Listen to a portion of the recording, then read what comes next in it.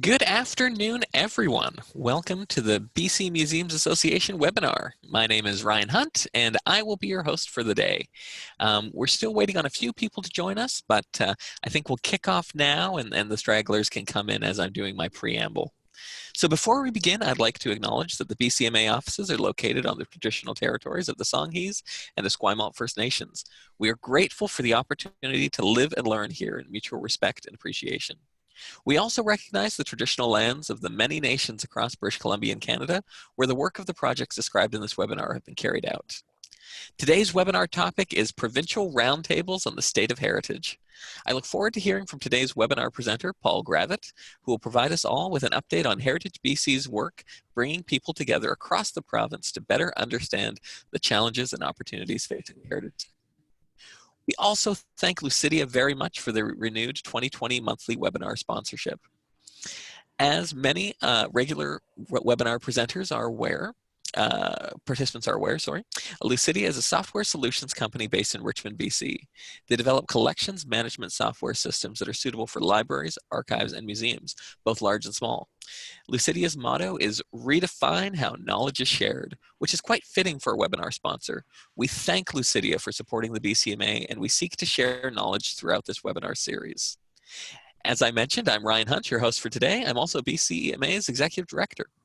Hopefully you're hearing me and seeing the slides okay. And if you're having any technical difficulties, please email Abigail, our Development and Membership Manager, who's standing by to assist. Her email address is admin@museumsasn.bc.ca. Also, if you're having trouble with today's webinar, you can also text me and reach me directly. My phone number is 250-884-0499, or you can call our office phone at 250-356-5700. Okay, so a bit of housekeeping before we begin. Throughout this webinar, you may have questions or comments for the presenter. Simply use the chat feature at the bottom of the screen. It may be hidden, so if you hold your mouse to either the top or the bottom of the screen, the feature menu should emerge. I will read your comments or questions out to our host. We encourage you to feel free to ask questions at any point during the presentation. It's not necessary to wait to the end. So we're very happy to welcome this month's presenter, Paul Gravett. Paul has extensive experience working with not-for-profit organizations as an executive director, interim manager, consultant, and board chair. As a consultant, Paul has worked with organizations in arts, heritage, and wellness sectors, focusing on building viable businesses through value-driven strategies. Paul began work with Heritage BC as an interim executive director in 2016, later to take the position on a permanent basis. His work is concentrated on expanding the role and scope of the organization and inclusivity of its work. Paul has led the province-wide State of Heritage project that has involved 26 meetings with over 500 participants. I'm very happy to have Paul here with us today. The BCMA works closely with Heritage BC, and they are strong advocates for the importance and impact of our sector. Okay, so now over to you, Paul. Thanks so much, Ryan, and thank you to BCMA for this opportunity to talk about the state of heritage. I guess one note we have to mention, due to a technical problem, I'm not able to advance slides, so I'll indicate to Ryan when to do so. And Ryan, I'll just have the word next as we go through. What I'm going to do is give you an overview of the project, discuss some of the findings and recommendations, and then offer some comments that are specific to museums. Throughout this, you'll see a lot of, quotes on the screen. And it was very important for us to capture the words, the exact words of the participants. And in our report, and here you'll see lots of quotes. This is not the time to lose your voice, is it? Okay, so throughout the presentation, I use the word heritage. I am not referring to a narrow interpretation of built heritage and conservation, but in all cases, I'm using the word heritage in its broadest sense, and we'll explore that definition in a couple of minutes. The Provincial Roundtables on the State of Heritage began in 2018 when I met with Richard Lindsay, the director of the Heritage Branch. In that conversation, we agreed that the only way to understand the state of heritage and the sector is to bring people together in their communities to share ideas, situations, challenges, successes, relationships, and aspirations related to heritage and other disciplines such as museums, archives, and archaeology. We spent quite a few months in the planning phase, and we came up with a scope of work, goals, and outcomes. And on the next slides, we'll show you what those are. So next. The purpose of this work was to assess the state of heritage sector in the province and identify new trends, challenges, and opportunities. Next. Information gathered through this process will inform Heritage BC's and the Heritage Branch's strategic planning, influence program and policy development, and hopefully influence the work of all organizations in the broader heritage sector. Next. The results will facilitate the best possible alignment between Heritage BC's and the government's mandates and collective efforts to support heritage conservation in BC. Next. So we developed a set of outcomes to accompany the goals, and these were increased knowledge, appreciation, understanding, retention, and management of BC's cultural history and heritage, increased organizational and individual capacities, increased community engagement and awareness, increased awareness of differing perspectives, approaches, and worldviews, increased recognition of and participation from First Nations and distinct communities, increased awareness and implementation of better practices, an expanded vision and new characterizations of heritage as it relates to associated disciplines, leading to a revitalization of conservation, protection, and interpretation of BC's heritage and history. And finally, a vision and calls to action for the sector. It was nice after writing the report to reflect back on these outcomes and realize that we really did hit on all of these. We heard back from people that information that related to all of these outcomes. Next. So the original plan was to hold 19 meetings, and in total we held 26 meetings around the province. The study was launched in May 2018 in New Westminster at the Heritage BC Annual Conference. Next. We then went to Kamloops and Kelowna, which drew from other locations throughout the Okanagan. We had a unique presentation with BC Heritage Fairs, which took place in a Quest University dormitory in Squamish. Next. In the fall of 2018, we went to Quesnel, Prince George, Fort St. John, Terrace, Prince Rupert, Skidegate, and Masset. Next. And then on to Columbia Basin region, where we visited Creston, Fernie, Trail, and the Cusp. And once again, you can see that it was attracting people from other communities, not just the specific meeting locations. And next. And then in 2019, we visited Maple Ridge, Burnaby, Surrey, North Vancouver, Metchosin, Victoria, Nanaimo, and last but not least, Campbell River. Next. At the end of the process, we heard from 500 people. Most we met face-to-face in meetings. Some people participated in an online survey. The next number of slides show you the breadth of organizations that participated. And Ryan, you can just scroll through the next number of pages.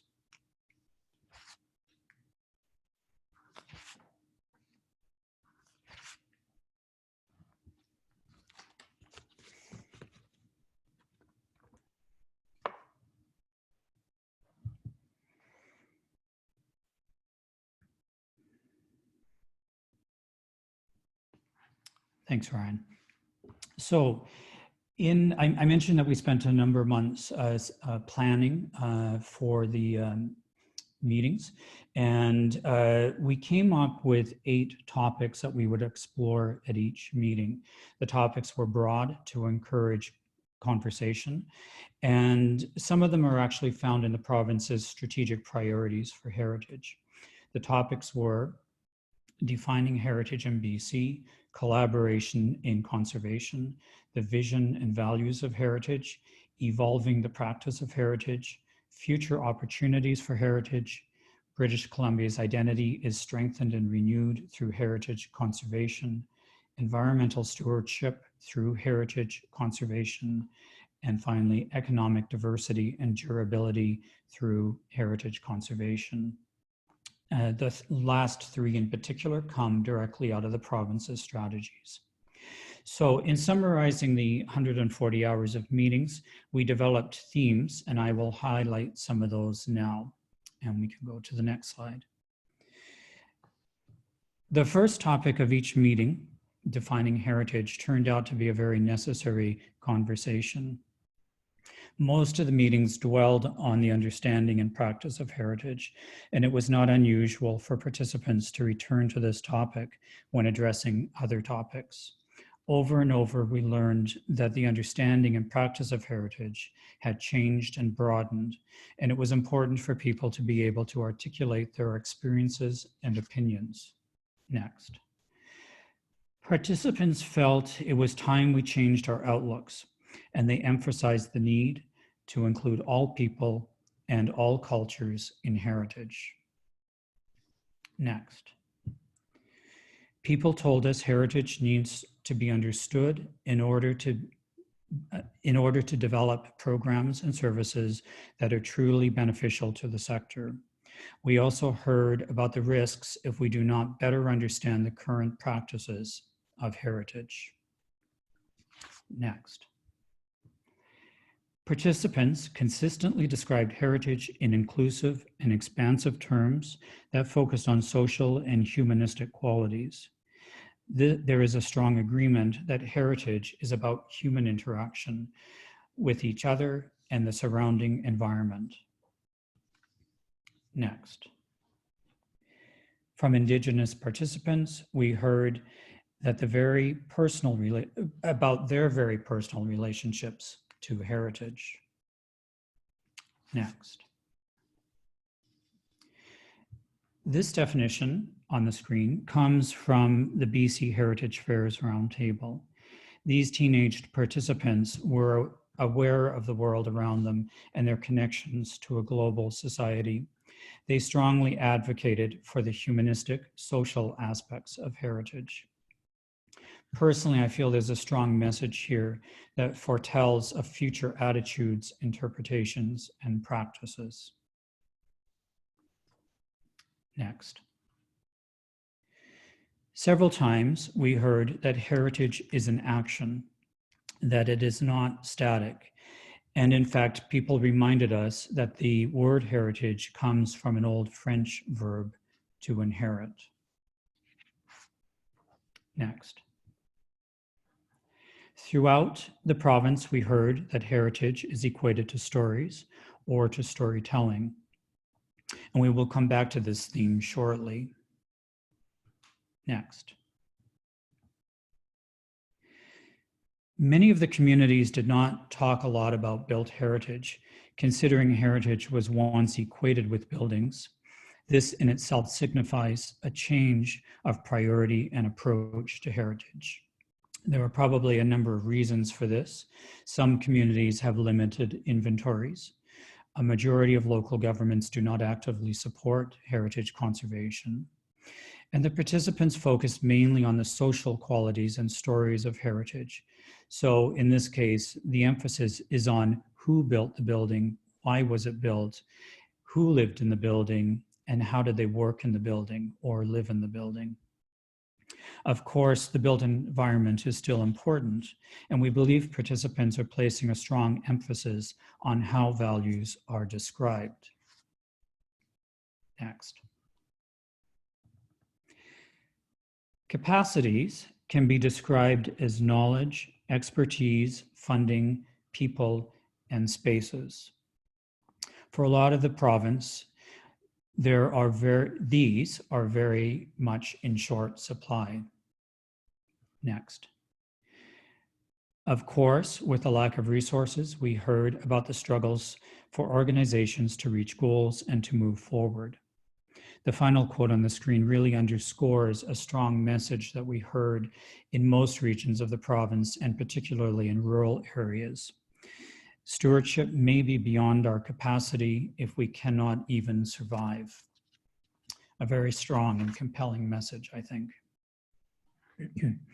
So next, another capacity, funding. This was probably one that was most frequently discussed of all the issues with capacities. Funding programs are not always well aligned with the sector's needs. The application requirements are too onerous, and sometimes the terminology is not understood. Matching funds are too challenging to obtain. Grant requirements are often too great in comparison to potential funding. And going back to the definition of heritage, many grant programs are not actually well aligned with the work of the heritage sector. Next.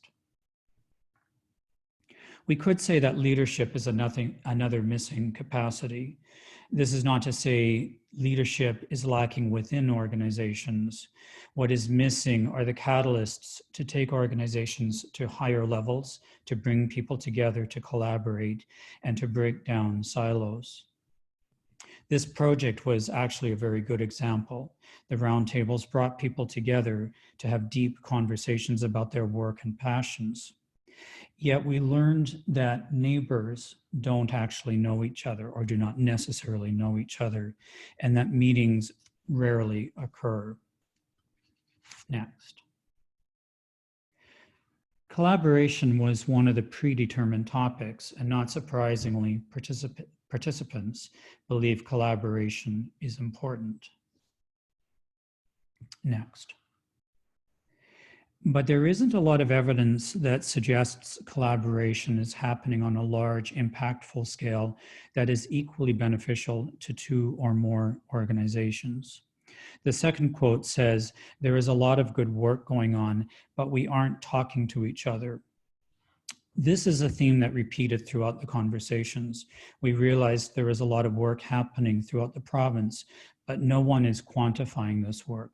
We do not know about the successes and impacts. We do not know about the lessons learned.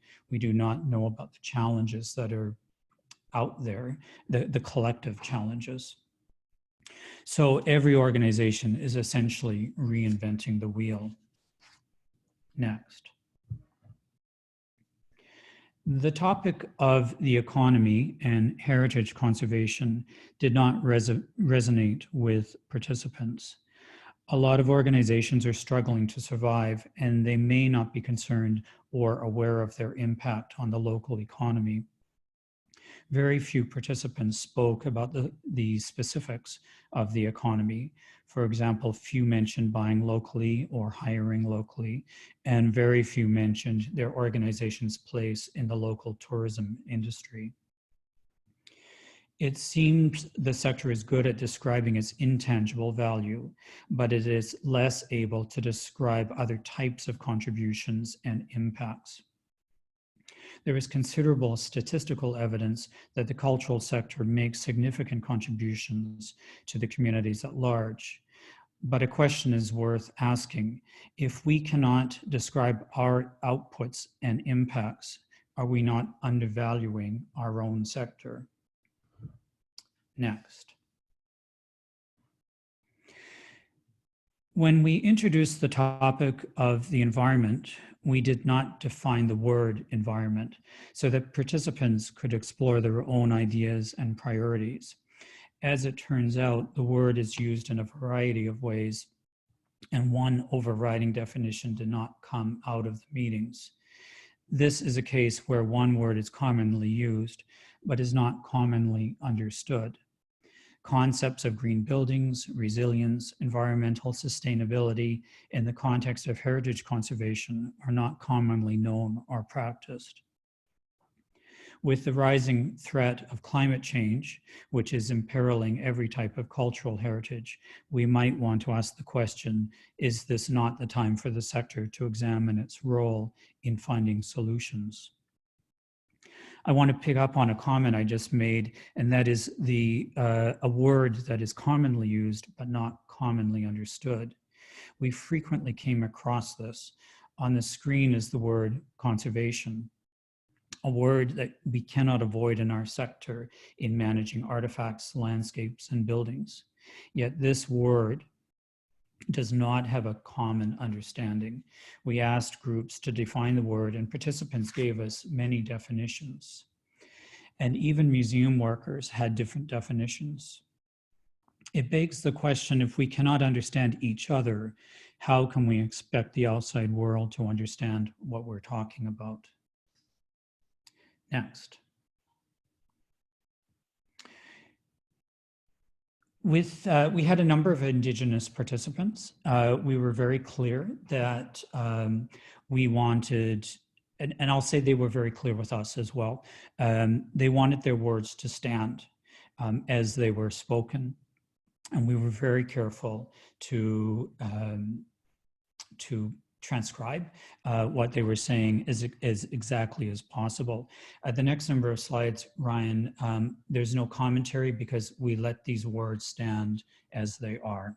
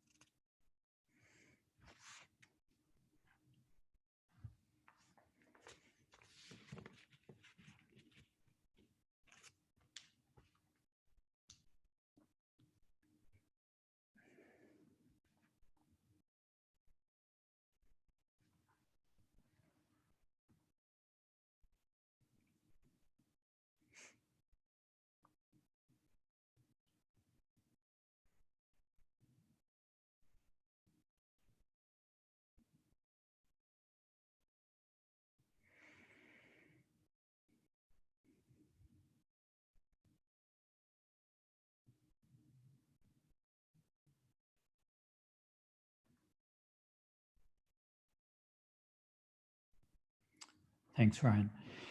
So, as we have heard, there was a real emphasis on the recognition of all communities and people. Acknowledging heritage has long been told from the point of view of the victor, a comment we heard throughout the province. But roundtable participants believe heritage must include all stories, both good and bad, and from all perspectives. However, we did not see a lot of diversity among the roundtable participants. And a question we might want to ask, is there a conflict when the sector has a vision of diversity and inclusion, yet the sector itself does not appear to be diverse? Next. Participants told us stories are synonymous with heritage, and the words stories and storytelling were probably the most used throughout the process. Many participants told us we must listen to stories as they are told. Richness is found from the many details and depth of layered stories. Next. Indigenous cultural heritage is dependent on memory as it is passed along generation to generation by knowledge keepers and elders. The theme of storytelling brought up many questions. Who has the right to tell a story? Who has the right to represent the story? What is authenticity, and is it important? In fact, many participants told us authenticity is not as important as the diversity of stories. Next. The built environment did not receive the same emphasis that was given to storytelling. Of course, no one said built heritage is no longer needed or it is any less important. People were saying that there are other ways to talk about built heritage and to describe its value. Already we are seeing a shift in how statements of significance are being written through an increasing emphasis on the tangible and intangible values of human interaction, on the structure itself and the land it occupies, with longer timelines and richer stories. With the strong emphasis on storytelling, I do not believe we're seeing a shift away from traditional practices of heritage. Instead, the roundtables provided a rare forum for people to articulate the transitionary period and rising priorities in their communities. What we heard was that heritage must be relatable, useful, and socially relevant. Next. As part of the project, we have developed 12 overarching proposals with a series of actions. There isn't enough time to go through these in detail, but I will give you some of the highlights. Next. A strong message coming out of the roundtables is that all disciplines are working in the same field, and a common understanding of heritage can help us to break down silos. Understanding this approach to heritage brings together archaeology, museology, indigenous culture, cultural landscapes, a diversity of cultural voices, and the built environment. Participants expressed a hope that through a better understanding of heritage, programs and services can be better aligned with the sector's work. Next. The heritage sector is keenly interested in acknowledging past wrongs and in developing bridges leading to positive, mutually beneficial relationships. It is important to understand this is a message coming from all participants. Actions can include advocating for a broader definition of heritage and inclusivity and updating legislation and updating legislation and policies. Creating inventories of activities that have already taken place throughout the province to develop case studies and best practices, developing accessibility and flexibility of funding programs, providing funding that brings together non-Indigenous and Indigenous organizations. Next. This is a period of change, new understandings, and new relationships. Leadership and capacity building are required to guide and direct the sector so that advancement can be realized more quickly. Actions can include supporting inclusivity and diversity through the definition of heritage, education, toolkits, and so on. Providing funding specific to inclusivity and diversity and to support collaboration. Diversifying organizations and including Indigenous people and people of diverse communities in program development and implementation. Next. Around the world, there is increasing alarm for climate change and for the threat it poses to cultural heritage. Leadership and capacity building are needed to move the heritage sector beyond crisis management. Actions can include building awareness of the anticipated effects of climate change on landscapes and tangible and intangible heritage, providing mentorship, encouraging collaboration, and providing regular learning opportunities, and developing best practices and activities that can be easily and effectively implemented. Next. Systems and legislations that are not consistent with the current values and perspectives will perpetuate fragmentation of the sector and divisions of people and communities. If legislation reflects the communities it aims to serve, it will become increasingly relevant. Actions can include reviewing the Heritage Conservation Act and related policies so that it recognizes an Indigenous perspective of heritage, and revising and developing new heritage tools to support the broad understanding and practice of heritage. Next. If heritage conservation tools are to be more widely implemented, heritage conservation and retention will increase, and we will see a reduction of risk. Actions can include developing a comprehensive, easy to use, and affordable resource, including case studies and best practices to encourage the adoption and successful implementation of heritage conservation tools. Next. If the Local Government Act is to gain greater relevance, it must reflect priorities and values that are important to local governments and to the heritage sector. Actions can include reviewing and expanding legislation and policies so that the broader understanding of cultural heritage is recognized, and incentivizing the adoption of the heritage conservation tools and improve relevance so that the legislation reflects broader interests, priorities, and values. Next. The heritage sector is faced with many stressors, which are noticeably affecting stability and growth. Long-term resourcing will lead to a stronger sector that is more impactful on BC's heritage. Actions can include developing programs that embed a catalyst or leader to spark projects or collaborative efforts and that are supported with funds, and redeveloping existing funding programs and developing new programs that recognize organizational needs and improve capacities, especially for rural communities. Next. Funding is needed. Actions can include investing in the Heritage Legacy Fund, assessing existing fund programs for alignment with the heritage sector, providing museum grant programs to support their core missions, such as collecting, interpreting, exhibiting, and educating through artifacts, and providing funding for archiving projects and programs. Next. For sustainability, survival, and growth, the heritage sector must be able to describe its relevance to the larger context.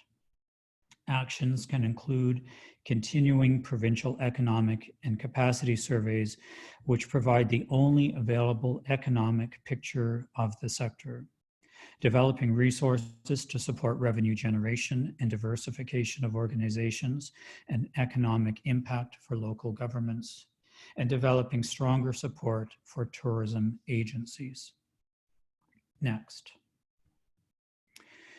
BC's education system does not include local and provincial heritage. Yet, with a relatively new curriculum, there are opportunities for communications and collaborations. Actions can include documenting currently available education programming to learn best practices and successes, developing communications toolkits to bring together the heritage and education sectors, and supporting the transmission of traditional knowledge. Next. We need to take action. We need leadership at all levels. We need to learn from one another. We need to share information, and we need to work together. We need to break down the silos, and we need to solve the problems. We need to measure results, and we need to learn from the successes. We need to build bridges to connect with other sectors, including education, environment, tourism, arts and culture, and health, and to include all people and all cultures. Next. This quote comes from a meeting on Haida Gwaii, and I found it, it was about midway through the process, yet I found it something like an overarching, compelling call to action. This meeting is one of the most exciting things to come along, and there is a great opportunity. Will people be heard? Will something happen? Will something come back? We hope this meeting really goes somewhere. Words need to be turned to action. Without hope, there will be no legacy or heritage. Next. So let's just talk a little bit about museums and some information we heard specific to museums and heard from museum workers. So as I mentioned, this project began with a heritage branch, which through legislation and its mandate and work does not include museums and collections. Nevertheless, the intention was to cast as wide a net as possible, and anyone who felt that they had a connection to heritage, as they personally defined it, was welcome to attend the meetings. In fact, museum workers probably formed one of the largest groups throughout the process. Next. Museum workers approached the meetings with the same broad lens that we saw from all participants. As a result, we did not hear about a museum-specific definition of heritage. Museum workers happily supported and contributed to the broadest definition of heritage, and they see themselves and their work as being part of a much larger picture. Museum workers recognize their role in building community bridges and their contributions to reconciliation. Next. Earlier in the presentation, I mentioned built heritage, specifically the noticeable lack of focus on what we would typically consider to be a critical element of heritage. In fact, the same can be said about artifacts. Even when the meetings took place in museums, artifacts were rarely, if ever, mentioned. But it is not a sign that artifacts and buildings are no longer important. Rather, it is a shift in perspective to recognizing artifacts or the tangible representations of stories. We often heard that artifacts and buildings are not important because they exist or because they are old, but because they help to tell a story.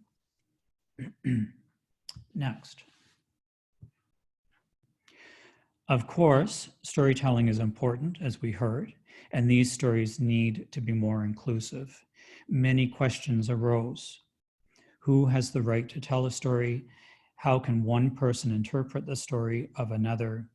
Should a story be authentic? On the latter point, it is interesting that authenticity is not a priority or expectation. We heard that one version of history is not necessarily more accurate than another.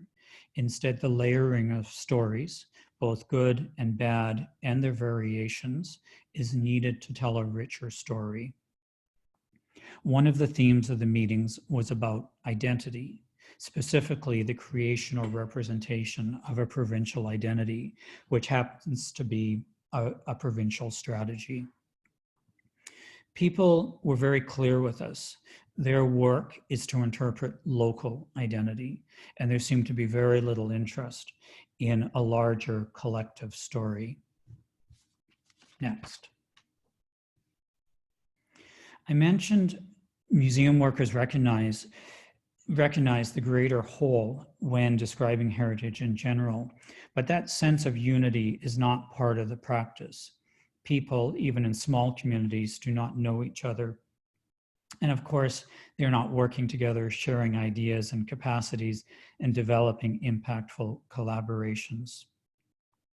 We also heard that siloism is built into the provincial structures, which separate the allied disciplines of museums, heritage, and archaeology.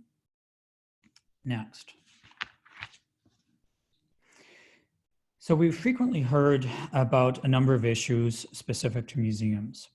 Collections are often too large for the available storage spaces. While this project did not stop to analyze this particular issue, there seemed to be an underlying message that collections need to be reconsidered, not only to create more space, but also to reinterpret stories. At the same time, there is a concern about collecting today's heritage. This underscores the idea that heritage is not a date and that we are constantly contributing to an evolving heritage. Virtual exhibitions were mentioned frequently, and I would say BC museums have not completely reconciled to this idea. Museum workers brought up many questions, such as, will people continue to visit brick and mortar museums? Will tangible artifacts matter in the future? And what is the future of the museum experience? Funding was frequently mentioned, not just because of lack of funds, but also because fund programs are poorly designed and are not well aligned to the work of museums. The aging workforce is a concern, especially in smaller communities, and many people wondered if there are enough interested young people and future volunteers to sustain their work. And I'll just mention again the need to tell inclusive stories. This could easily be one of the greatest priorities for the broad sector. People admit that this has not been the practice in the past, and museum workers placed a strong emphasis on correcting this. Next. And that's a thank you from me. Thank you so much, Ryan. And I guess maybe this is an opportunity for some questions. Thank you, Paul. And yes, if folks have questions, you can either type a question that I can read out, or you can use the hand raising feature and I will unmute you. And while people think of their questions, I have a few questions of my own to ask you, Paul, if that's okay. Sure. So collaboration, it's a word that is used a lot in our sector, but not always necessarily practiced. And as you note, siloism is a big factor in the sector. People in smaller communities don't always know each other when you think they might. What do you think that are ways we can help remedy that and get people to work together, to know each other, and to practice what we all preach a bit more? Yes, collaboration is like not just in my work right now, but in general, it's been quite a concern and a strong interest of mine. How do we do it? And I believe most of us don't really understand what collaboration is, or maybe what it could be. And at one of the meetings, we asked, what is the definition, or could people give us examples of collaboration? And one person said, well, I call a colleague and I ask them for some help and I get some information. And to me, that is by no means collaboration. That is simply asking for help. And to Ryan's question, how do we do this? Well, I think, not to pat our organizations on the back, but what I'm seeing is that BCMA and Heritage BC are beginning to address this in in similar ways, actually, that we're helping communities to arrange meetings to get people to come together. And I know our organization's been talking about this. How do we get people together? How do we get them to meet and share their capacities, which is really key, I think. We have a new grant program through the Heritage Legacy Fund called Strategic Networking, and it's specifically it's come out of this study that I have to say, much to our horror at times, when we realized people in very small communities don't know each other.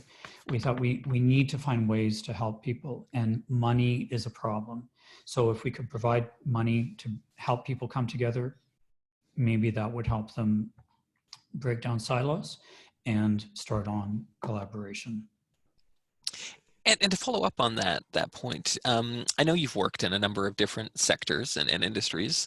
Do you see other sectors that are better at collaborating, and are there lessons we could learn from looking outside? You know, I'm actually going to say no, I don't think so.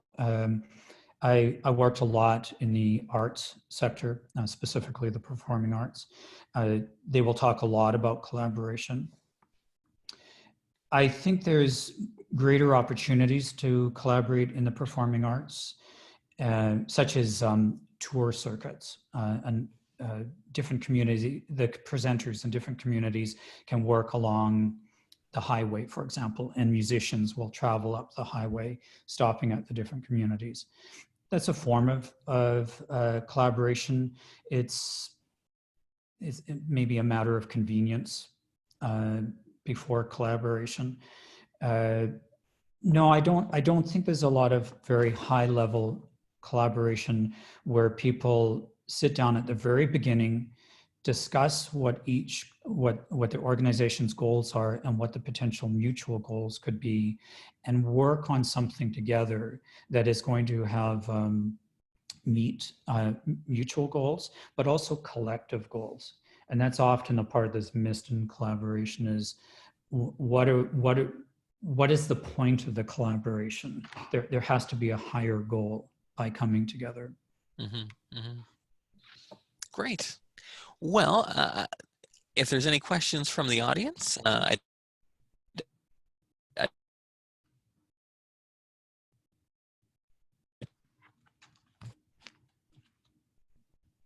turn it over.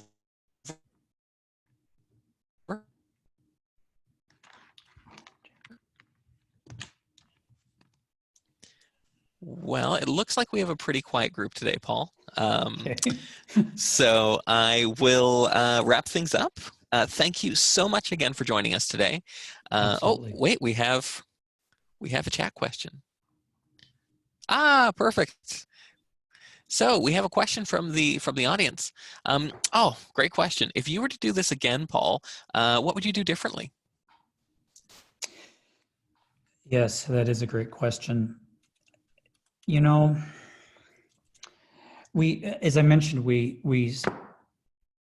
I'll go back on this. The Alliance for Arts and Culture did a similar project many years ago, and I was on the board of the Alliance at the time and was very aware of the project. One of the problems there was the province didn't fully support it. The province gave some money to support it, but didn't fully support it. And I just want to take this opportunity to underline that is a critical point. If we're trying to send a message, the broad sector, if we're trying to send a message to the province, they have to have skin in the game too. The outcome for the Alliance's report was basically nil, from what I know, because the province didn't support it from the get-go. I would definitely want to see that we're all working together toward a common goal. I think some of the topics that we took, of those 8 topics that we took around the province, they were tough for people, as you may have guessed, because they didn't resonate. Some of the topics didn't resonate with people. That's not where people are. That's not their priorities. It's not their lived experience volunteering and working in the broader heritage sector. Nevertheless, we learned an awful lot. I think the process, one thing that we learned a lot from the process is people are so hungry to talk about it, and it being, all the issues that are important to us. These meetings, each meeting was about 6 hours, so people gave over a full day, and so a lot of time was contributed to this. People found this really necessary. They had no problem filling 6 hours of time, no problem, talking about their challenges, hopes, and aspirations. I think it's really important, and I think and one of the recommendations to the province is to do this again, not wait, 20 years, but maybe to do this in 5 years. It was hard to predict what this would look like at the end, when we're setting up the topics and imagining the structure of meeting with people. It was very hard to predict what it would look like and how people would participate and the kind of information they would give. One of the wise decisions we made, looking back on it, was it was not, we had a very loose approach to the meetings, and if anyone's on the call and participated in those meetings, I hope you agree that while we had 8 topics, we weren't following an agenda. Most people didn't know much about the topics. We sort of slipped them into the conversation when we felt it was time. And we let communities have their own conversations so that they could get across what's important to them. So I think there were some really important principles that should be repeated in the future. I would love to have seen greater participation from First Nations. We had some really good participation, in particular in the North and Haida Gwaii. I think it says something about that area of our province versus the southern area, where we really didn't see much participation. I think there's something to be learned there. So I think having greater participation and more, as I mentioned, that cultural representation was missing. And that's a huge voice that's missing from this conversation, a very important voice. So that would be one thing for sure that we would like to see changed. We have another question from the audience, Paul, regarding diversity, equity, accessibility, and inclusion. The question is, were participants, in your opinion, well informed about these concepts and what to do with them, or are they still trying to figure them out? Was there much awareness voiced about the work being done in the sector elsewhere, i.e. museum associations in the UK and the United States? It would be helpful if we took advantage of existing thinking on this challenging issue. Yes. My feeling is that the participants are keenly aware in all ways that they want heritage, that broad word heritage, to represent all people in their community. And quite often we heard people refer to immigrants to the community. People would refer to Syrian immigrants and saying, when they come to my community, they are part of our heritage. So there's a number of messages there. Again, heritage is very much a lived experience and very much changing, but it's also representational of all people. I think I think there's a bit of a legacy issue. I remember at the Kamloops meeting, we had representatives from 2 Chinese associations and a Japanese association. And people knew each other at this table, which was really nice. And they all respected each other. They understood the work that they were doing. At the same time, I couldn't help but think, and keep in mind, this is just my own private thought, but as I listened to people talk, I felt that maybe the Chinese associations, or the people who started those associations, felt, if no one else is going to do this for us, we're going to do it for ourselves. And we're going to figure out, how do we represent and remember our own heritage in our own community. And that speaks of where we've come from. What we didn't see so much was, where are we now and how are we integrating? Maybe that's a bad word. Well, that inclusivity. And so maybe there's a long way to go. I'll say, though, that again, both of our organizations, I know BCMA is doing this, certainly at your conference, and we do this at our conference, is bring these issues up and help people to navigate these issues, to understand the issues. And I think this is I think it's a priority for both of our organizations. Okay, we have a couple minutes left in the hour. If there are any final questions, speak now or forever hold your peace. Okay, well, that wraps up another monthly webinar. Thank you again, Paul, for presenting on these roundtables. I think they are just a treasure trove of information for our sector, and I really look forward to working with Heritage BC to help unpack some of the information that you found there. Mm-hmm. Yes. And I'd like to remind everyone to mark their calendars. Our next webinar will be on February 26th, where we're partnering with Destination BC for a webinar on Grow with Google. The webinar will be geared towards people working in small organizations who wish to capitalize on the free products provided by Google to help drive people to your institution. Also, if you have any suggestions for future webinar topics or wish to present one yourself, please email us at bcma@museumsasn.bc.ca. We'd love to know what topics interest you, and we'll even send you a mug. We'll also be receiving a follow-up survey after this webinar. Please fill it out because it really helps us with future webinar topics and refining our webinar offerings. Thank you again, everyone, and we will see you again on February 26th. Take care. Thank you.